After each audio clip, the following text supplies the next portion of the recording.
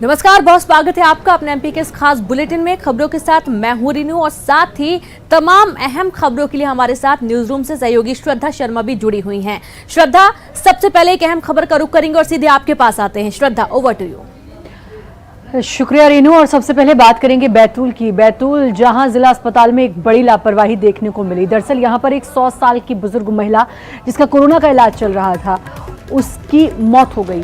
लेकिन उसके मौत के बाद भी महिला का शव यूं ही पड़ा रहा। तस्वीरों में आप देख सकते हैं किस तरह की लापरवाही इस अस्पताल में देखने को मिली है। और मौत के बाद भी महिला का शव कोरोना वार्ड में पड़ा रहा, जबकि उस वार्ड में एक नवजात समेत कई मरीज भी थे। मरीजों के हंगामा करने के बाद शव को हटाया गया। इस पूरी घटना का वीडियो सामने आया है। घटना सामने आने के बाद अस्पताल प्रबंधन अब लीपापोती में जुट गया है।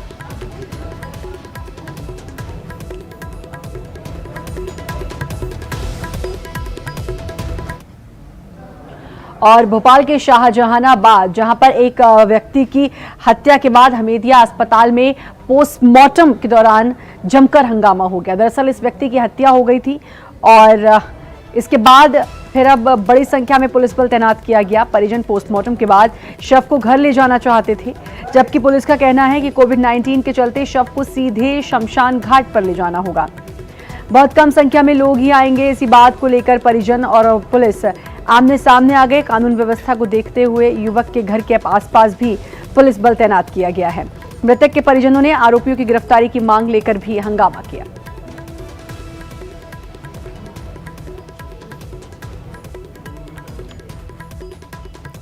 मुरैना के इलाके में अवैध खनन के खिलाफ पूर्व मंत्री गोविंद सिंह राजपूत आज उपवास पर रहे। आपको बता दें कि गोविंद सिंह का कहना है कि वे सरकार की आंख खोलने के लिए एक दिन का उपवास कर रहे हैं। पूर्व मंत्री के साथ कांग्रेस के कई कार्यकर्ता भी इसमें शामिल हुए। भिंड में गांधी प्रतिमा के नीचे गोल मार्केट में गोविंद सिंह ने उपवास के साथ धरना दिया। हालांकि इस दौरान सोशल डिस्टेंसिंग की धज्जियां भी कार्यकर्ता उड़ाते दिखाई दिए।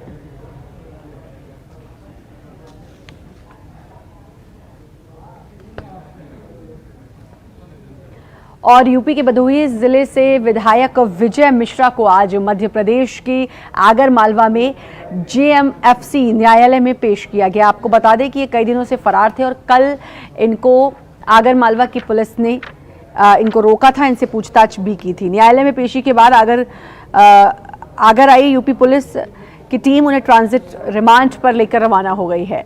रवाना होने से पहले विधायक विजय मिश्रा और उनके परिजनों ने यूपी पुलिस से जान का खतरा बताते हुए आग्रह किया कि उनके साथ मध्य प्रदेश पुलिस भी जाए। उनकी माने तो राजनीतिक विरोध प्रशासन से मिलकर उनकी हत्या करवाने की कोशिश में लगे हैं और यूपी पुलिस पर भरोसा नहीं है। सुरक्षा यहाँ की पुलिस जाए ले जाए, वहाँ रास्ते में भी सुरक्षा, जेल में भी वहाँ सुरक्षा, हवा से, पानी से, बिजली से, करंट से, एक्सीडेंट से, अपराधी से, कहीं से भी जब मुख्यमंत्री चाहेंगे कभी भी हमारी हत्या उत्तर प्रदेश सरकार करा सकते हैं। उसके लिए दोषी केवल उत्तर प्रदेश सरकार होंगे। वो जो माफिया है, विधायक है, सांसद है, वही अभियुक्त। कुछ राजनीतिक नेता हैं जो चाहते हैं कि वो विधायक को वहाँ से बने भदोही और मिर्जापुर पर कवर करना चाहते हैं। इनकी पत्नी मिर्जापुर से एमएलसी हैं, तो ये उनकी हत्या कराना चाहते हैं। पुलिस की साठगांठ है, राजनीतिक साठगांठ भी उच्च लेवल पे है। बिल्कुल लग रहा है। इसलिए मैं आपसे हाथ जोड़ के निवेदन भी कर रहा हूँ कि हमें एमपी की पुलिस दी जाए, इनको वहां तक सुरक्षित ले जाके पहुंचा।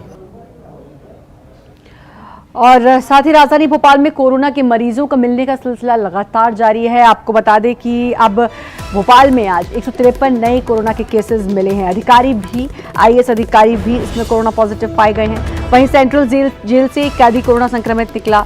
जिला जेल से कैदी की रिपोर्ट पॉजिटिव आई है। जेपीओ हॉस्पिटल के कर्मचारी कोरोना संक्रमित मिला। एम्स में एक व्यक्ति कोरोना पॉजिटिव मिला है। ईएमई सेंटर से कोरोना पॉजिटिव मिला।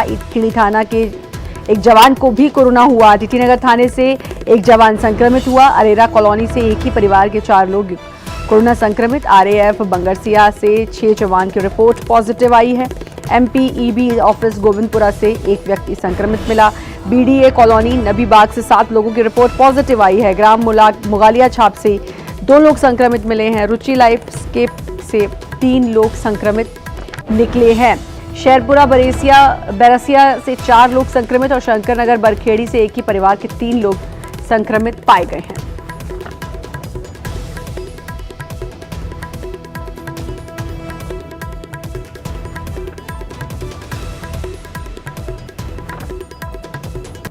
और वहीं बात अगर हम इंदौर की करें तो इंदौर में भी कोरोना के नए मरीज मिले हैं।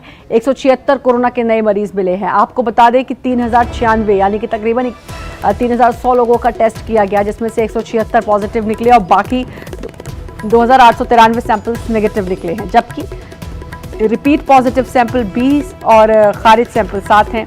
इसके बाद कुल पॉजिटिव मरीजों की संख्या हो गई है 9590।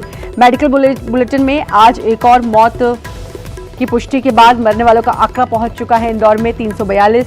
आज स्वस्थ होने पर 55 मरीजों को अस्पताल से डिस्चार्ज कर दिया गया, जबकि 6246 मरीज कोरोना को हराकर अपने घर लौट चुके हैं। वहीं शहर में अभी भी 3002 एक्टिव केसेस हैं, जिनका शहर के विभिन्न अस्पतालों में इलाज चल रहा है।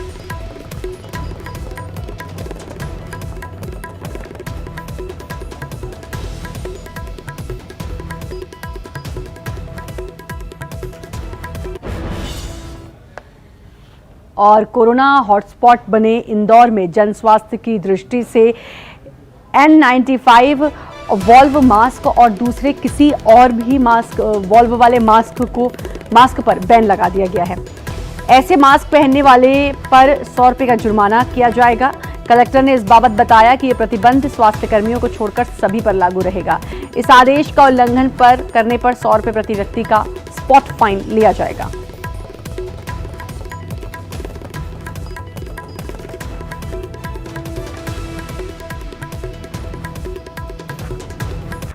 और इंदौर एयरपोर्ट पे कोरोना से बचाव के लिए नए प्रयोग किए जा रहे हैं, अलग अलग तरीके निकाले जा रहे हैं। अब बिना टच फ्री बोर्डिंग पास की व्यवस्था यहां पर शुरू की जा रही है, ताकि टच ना करना पड़े और बोर्डिंग पास भी मिल जाए। इसमें अगले महीने से यात्रियों को मशीन को छुए बिना पास मिलने लगेंगे। एयरपोर्ट डायरेक्टर के मुताबिक कोरोना के चलते पूरे देश में वेब चेक इन लागू है। इसमें यात्री खुद ही विमान में अपनी सीट समेत दूसरी जानकारी ले सकता है। यहां आने के बाद सीधे उसे बोर्डिंग पास दिया जाएगा।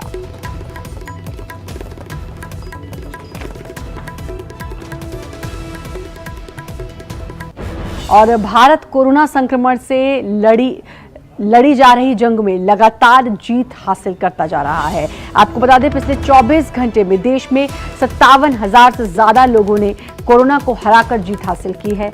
देश के 32 राज्यों और केंद्र शासित राज्यों में रिकवरी रेट अब 50% पहुंच चुका है, 50% से भी ज्यादा पहुंच चुका है। इतना ही नहीं, 24 घंटे में 8 लाख से भी ज्यादा कोरोना संक्रमितों की जांच की गई। एक दिन में इतनी जांच का सबसे ज्यादा आंकड़ा है।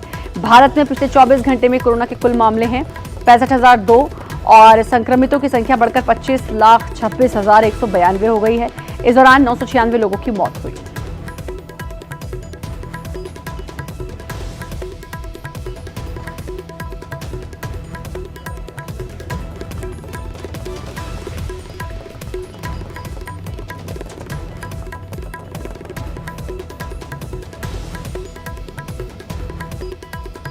और अब बात करेंगे जश्न आजादी।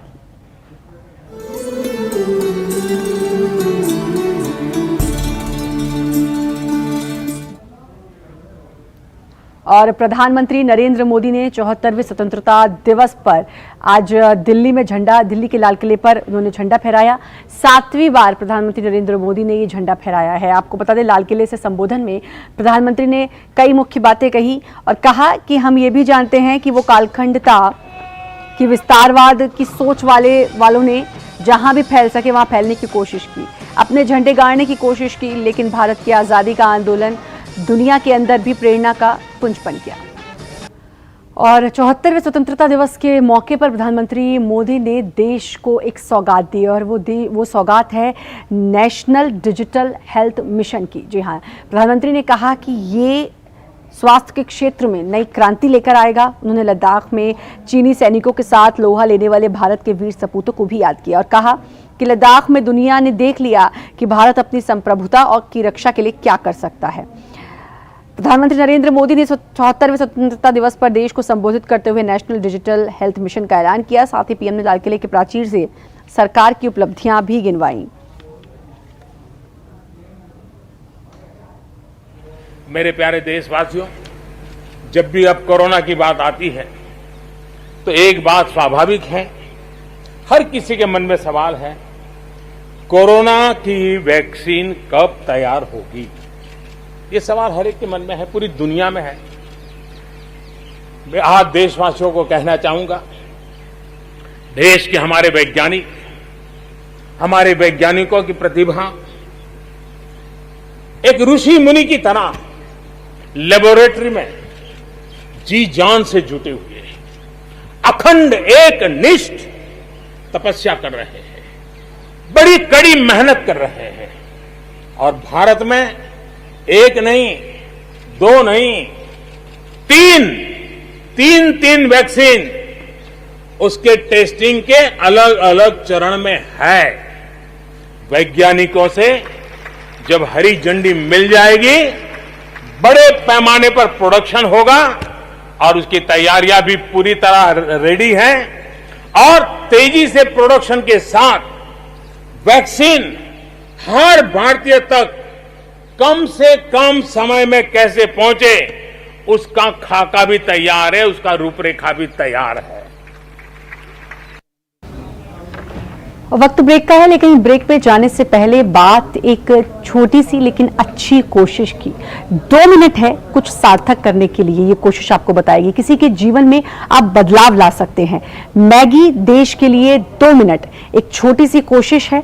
ये एक पहल है जिसे नेस्ले ने नेटवर्क 18 के साथ मिलकर शुरू किया है। इसके जरिए बेहतर स्वास्थ्य और रोजगार के साथ साथ जितने लोगों के लिए हम अच्छा कर सकते हैं उतनों के लिए अच्छा करने का प्रयास है। कहते हैं एक छोटी सी कोशिश भी बड़े बदलाव ला सकती है।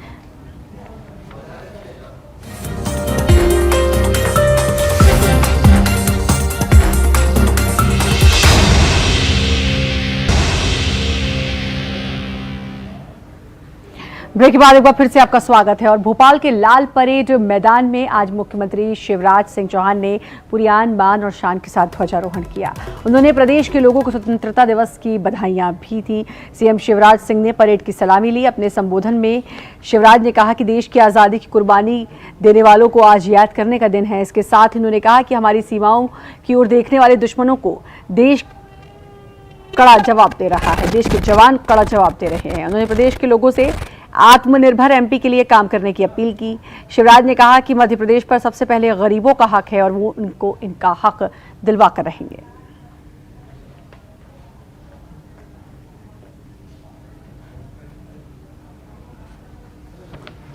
उसी को हमने आत्मनिर्भर भारत और आत्मनिर्भर मध्य प्रदेश कहा। और अब हमारा संकल्प है आत्म भारत मध्य प्रदेश का निर्माण।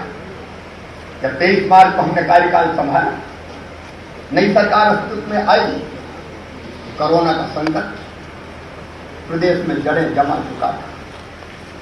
और उस समय मुझे याद है हमारे पास केवल एक टेस्टिंग लैब थी जिसमें केवल 60 टेस्ट होते थे। पीपीई किट्स नहीं थे, ग्लव्स नहीं थे, ऑक्सीजन सिलेंडर नहीं थे, अस्पताल में बेड की पर्याप्त व्यवस्था नहीं थी।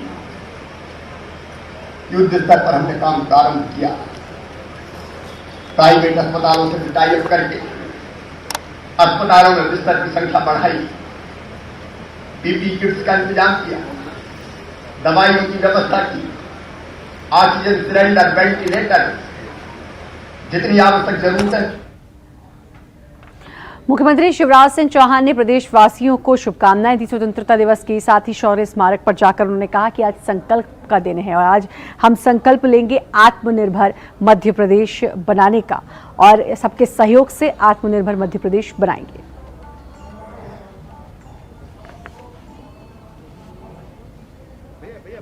भारत माता के चरणों में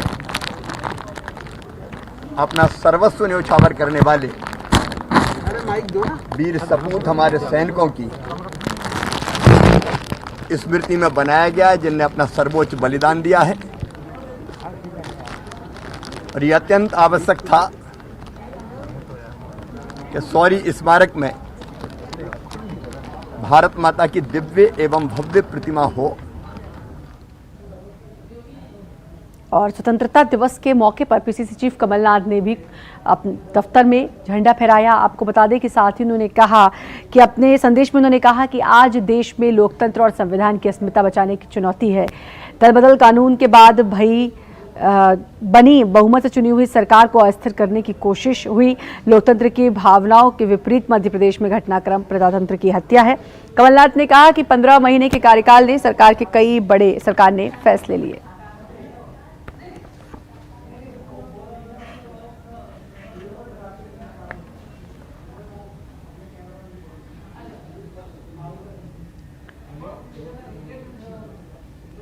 और इसी के साथ फिलहाल इस बुलेटिन में इतना ही। स्टूडियो से हमारे साथ रीनू भी जुड़ी हुई। रीनू, आपका बहुत बहुत शुक्रिया और बाकी खबरों के लिए लगातार बने रहिए न्यूज़ 18 मध्य प्रदेश छत्तीसगढ़ के साथ।